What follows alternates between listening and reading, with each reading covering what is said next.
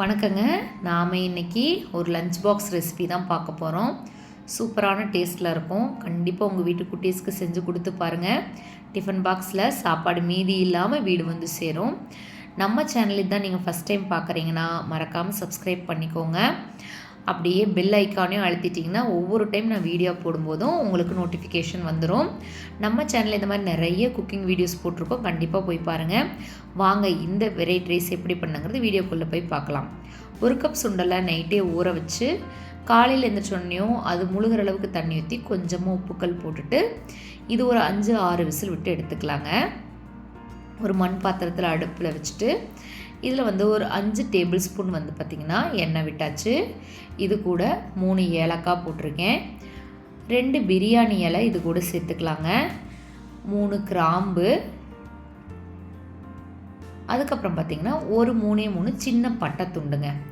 எண்ணெய் சூடானதுக்கப்புறம் இதை போட்டு லேசாக வறுத்துருங்க. அது பொரிஞ்சதுக்கப்புறமா சின்ன சைஸ் பெருவெங்காயத்தை வெட்டி வச்சுருக்கேன்.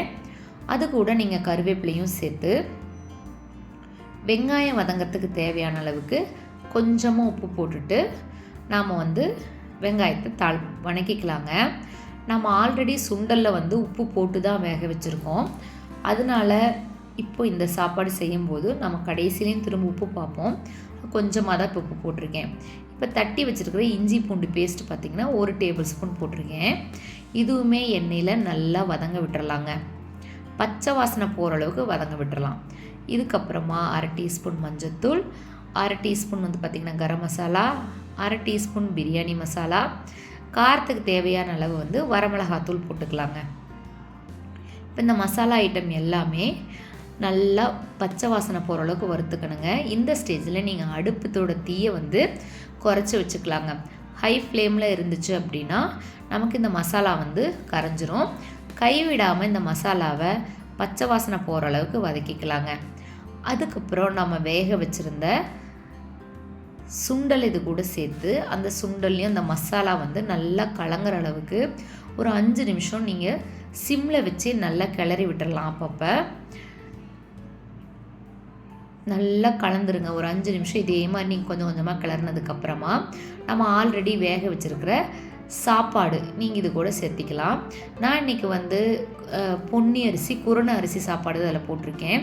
நீங்கள் இதில் ஜீரக சம்பா, பாசுமதி எது வேணாலும் நீங்கள் வேக வச்சு உடையாமல் இதை போட்டு நல்லா கிளறிக்கலாங்க.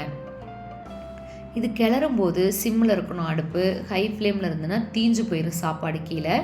நீங்கள் நல்லா பிடிச்சிட்டு அந்த மசாலா ஐட்டம் எல்லாமே பார்த்திங்கன்னா எல்லா சாதத்துலேயும் கலக்கிற அளவுக்கு நல்லா கலந்து விட்டுறலாங்க.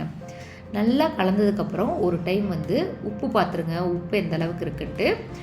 உப்பு எனக்கு பத்தலை, அதனால் இந்த இடத்துல நான் உப்பு கொஞ்சம் சேர்த்திக்கிறேன். உப்பை சேர்த்துட்டு உப்பு எல்லாத்துலேயுமே நல்லா படுற அளவுக்கு கலந்து விட்டுட்டு 1 டேபிள் ஸ்பூன் சோயா சாஸ் இப்போ சேர்த்துறேன். இந்த சோயா சாஸ் போட்டதுக்கப்புறமே எல்லா சாப்பாட்லேயும் நல்லா மிக்ஸ் ஆகிற அளவுக்கு கலந்து விட்டுறலாங்க. கடைசியாக சன்னா மசாலா 1 டேபிள் ஸ்பூனுங்க. அவ்வளவுதாங்க. இதெல்லாம் போட்டுட்டு நல்லா கலந்து விட்டுறலாங்க. நல்லா கலந்துக்கிட்டே இருக்கத்தான் அந்த மசாலா, சோயா சாஸு இது எல்லாமே இந்த சாப்பாட்டில் கலந்து அவ்வளோ ஒரு டேஸ்ட்டில் இருந்துச்சுங்க. கடைசியாக நீங்கள் பார்த்தீங்கன்னா இது கூட மல்லி இலை தூவி இறக்கிட்டிங்க அப்படின்னா சூப்பரான சுண்டல் சாதம் ரெடிங்க. இது வந்து பார்த்திங்கன்னா உங்களுக்கு காலையில் சாப்பிட்றத விட மதியானம் பசங்க டிஃபன் பாக்ஸ் எடுத்துகிட்டு போகும்போது அந்த மசாலாலாம் சாப்பாட்டில் நல்லா ஊறி டேஸ்ட் வந்து பார்த்திங்கன்னா ரொம்ப நல்லா இருந்துச்சு. நாங்களுமே சாப்பிட்டு பார்த்தோம், அவ்வளோ டேஸ்ட்டில் இருந்துச்சு. நீங்களும் கண்டிப்பாக ட்ரை பண்ணி பார்த்துட்டு எப்படி இருக்குங்கிறத எங்கூட கமெண்டில் ஷேர் பண்ணிக்கோங்க. இந்த வீடியோ பிடிச்சிருந்துன்னா மறக்காமல் லைக் பண்ணுங்கள். உங்களோட கருத்துக்களை எங்கூட ஷேர் பண்ணிக்கோங்க. கண்டிப்பாக ஒவ்வொரு கமெண்ட்டுக்கும் நாங்கள் ரிப்ளை பண்ணுவோம். இது போக நம்ம ஆல்ரெடி போட்டிருக்க வீடியோவும் கண்டிப்பாக போய் பாருங்கள். தேங்க்யூ.